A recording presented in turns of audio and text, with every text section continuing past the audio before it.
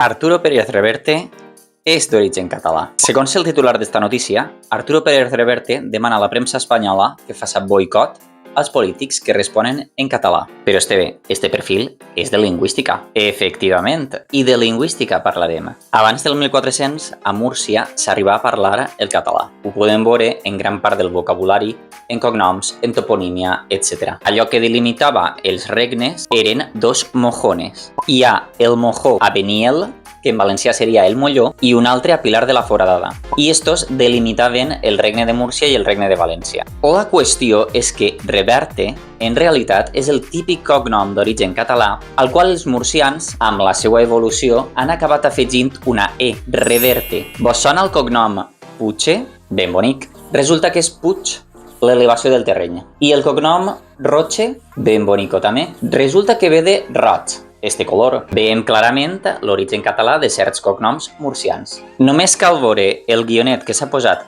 Pérez Reverte al cognom per a obviar l'origen català de sa mare. Com més diga que cal fer boicot, més heu de mantindre la llengua. Este senyor és un murcià renegat afincat a Madrid. Renega dels seus orígens i damunt la RAE està plena de gent que no és lingüista. Sabeu qui hauria d'estar a la RAE? Elena Herraiz, linguriosa, i no un grapat de senyors que actuen per bilis en vegada de ser lingüísticament objectius. Au, cacau.